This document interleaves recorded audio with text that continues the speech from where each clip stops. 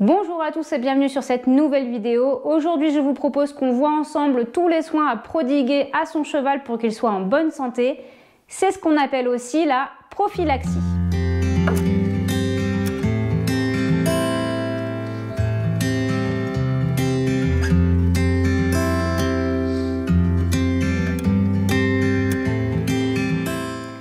Lorsqu'on devient propriétaire de son cheval, on devient automatiquement garant de sa santé physique et mentale.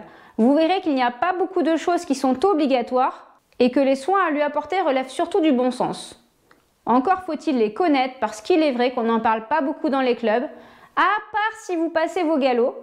Et c'est d'ailleurs ce qui est très dommage parce que les gens qui ne peuvent pas ou ne veulent pas valider leurs examens et qui un jour se retrouvent propriétaires sont très souvent déboussolés. Morale de l'histoire, choisissez un club qui va autant s'investir dans votre apprentissage pratique que théorique. Et autant que possible, passez vos galops. C'est important si vous voulez un jour avoir votre propre cheval. Et les jeunes qui se disent que non, les parents voudront jamais, blablabla. Allô, un jour vous serez adulte et ce sera à vous de décider si vous avez réellement l'envie, la possibilité, les moyens de vous lancer dans cette aventure. Et croyez-moi, parfois ça arrive lorsqu'on s'y attend le moins. Après, faut pouvoir assumer. Commençons par les soins courants.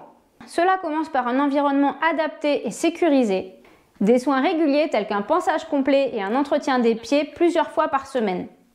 Il doit bénéficier d'une alimentation et d'un travail adapté à son âge et à son tempérament. La maréchalerie.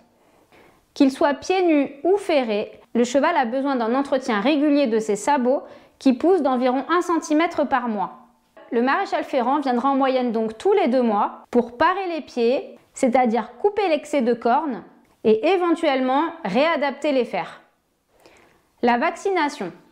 La grippe équine peut être très contagieuse et mortelle chez le cheval. Le rappel a lieu tous les ans. Ce vaccin est obligatoire lors des manifestations où le cheval participe, mais il reste cependant très fortement recommandé en cas de transit de chevaux dans une écurie afin d'éviter les épidémies. Très souvent, le vaccin du tétanos est associé à celui de la grippe dans un seul et même vaccin.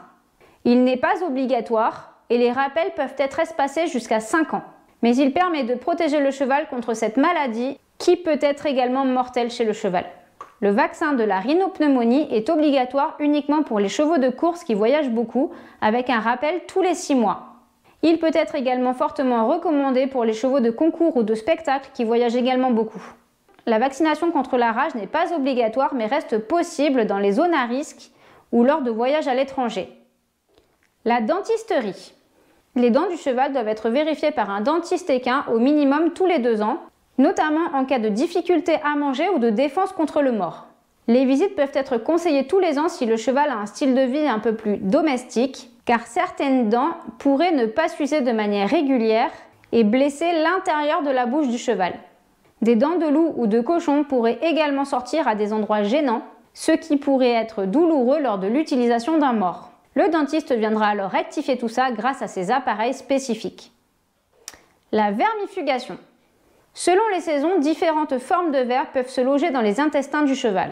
Pour savoir s'il en est atteint, il est nécessaire de vérifier les crottins et éventuellement recourir à une coproscopie qui consiste à analyser les crottins en laboratoire. La vermifugation n'est pas systématique puisqu'elle permet de se débarrasser des vers déjà existants, mais elle est cependant conseillée 2 fois par an, en général en fin d'hiver et en fin d'été. Un cheval qui se gratte souvent la queue peut être un signe de parasite existant. Il existe plusieurs molécules pour se débarrasser des différentes formes de vers. Il ne faut pas hésiter à en parler à son vétérinaire. Les parasites externes. Le cheval peut, s'il vit ou a vécu dans un endroit peu ou mal entretenu, être confronté à des problèmes de peau ou de poils, comme les poux, la teigne, la dermite. Le plus souvent, tous les parasites responsables de ces maladies sont peu ou pas visibles à l'œil nu, mais le cheval va se gratter parfois jusqu'au sang, ce qui permet d'alerter.